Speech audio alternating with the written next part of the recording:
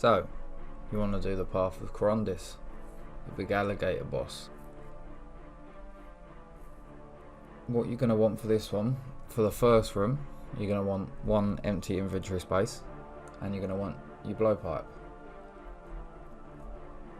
You're going to have a little crocodile in the middle that's going to attack your tree. You want to kill that so that it doesn't bring it down. And you're going to want to pick up a water bucket, or water container. They're all over the floor. Well, let's say they're all over the floor. There's 2 of them on the floor.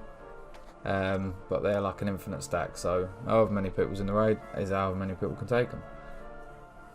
And so basically on the outside you've got spikes that come in all sorts of patterns, and then there's green like acid that trails down, and there's no pattern to that as far as I can tell. That's just random. So you're going to run up, fill your container with water, and then you want to get that water back without taking damage from any other spikes or the acid, like I just took one then. So when I get back, it's worth 50. If I get back with a full one, it's 100. Every time you get hit, it halves the amount of water that you're bringing back. And as you can see, the lizard is taking the damage down, so he knocked 8 off it. And another one's just spawned as I've run away, so it's going to probably be a little bit lower by the time I get there. But again, run in, grab the water, and then I'm just going to run back out. Hopefully, so this time I get 100 because I didn't get hit by anything. So now the health is at 132. The lizard is knocking it down though, so I'm going to have to kill that. Blowpipe seems to be the best for killing that. I did try a whip, which wasn't really hitting very much. So yeah, it seems like blowpipe is the sort of way to go with them. Yeah, so it's essentially that. You just got to run outside, get your water, get it back in without taking too much damage, and just keep doing that, and then you'll be through. It scales up. The more people in the raid, the more you need to get, and the waterfalls don't replenish as fast when there's less people in, so you have to go to different ones.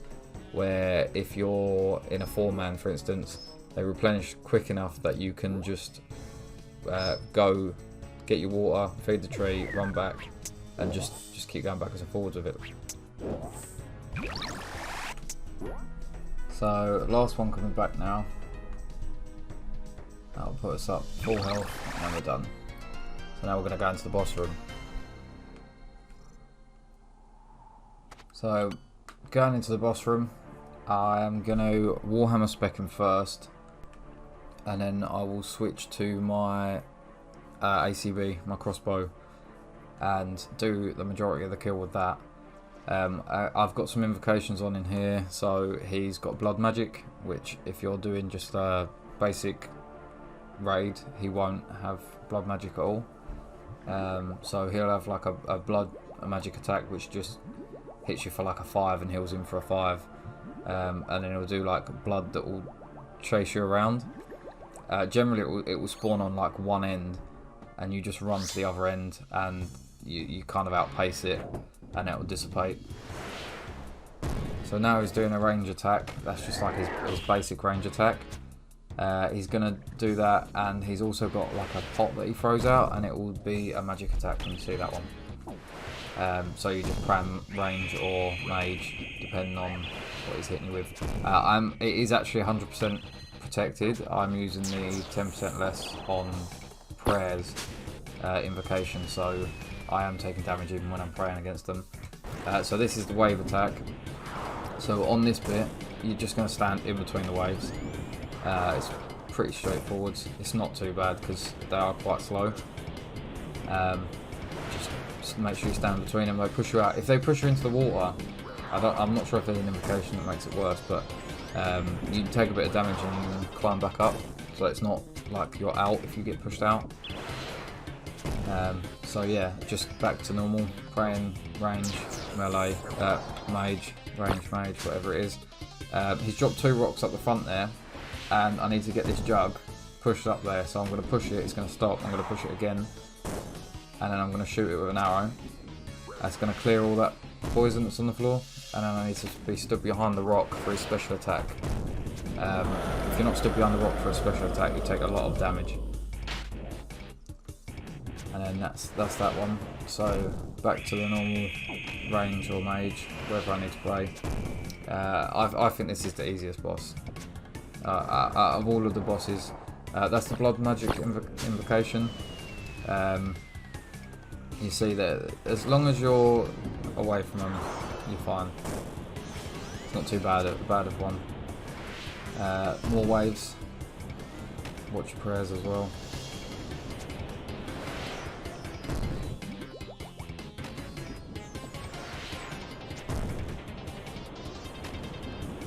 Just keep going. I think it's probably one of the calmest bosses. It seems to be the least going on at one time.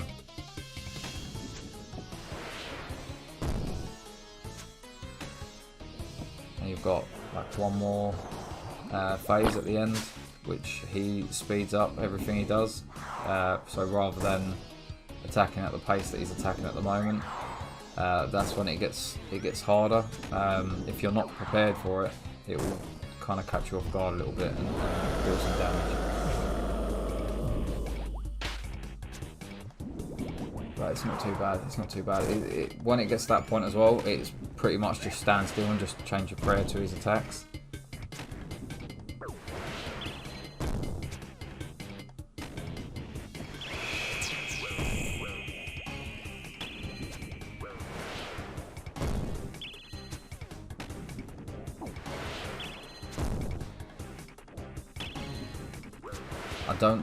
I'm not entirely sure if in that last phase he does any special attacks. I think it's just purely just firing as quick as he can, and you're just praying against him and out DPSing him.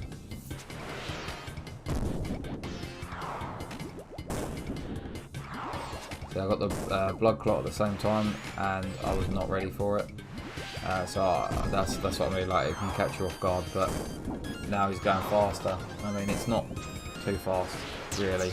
It gives you plenty of time.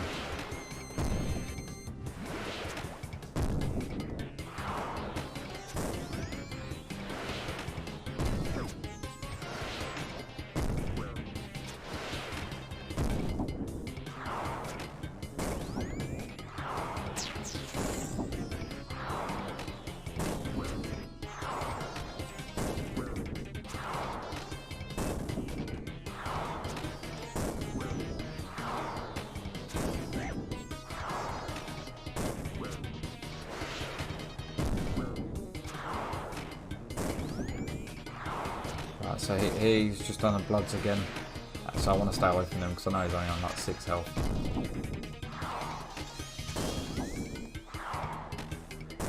That's it. It's not too bad. I do think that's the easiest boss in this raid, so yeah.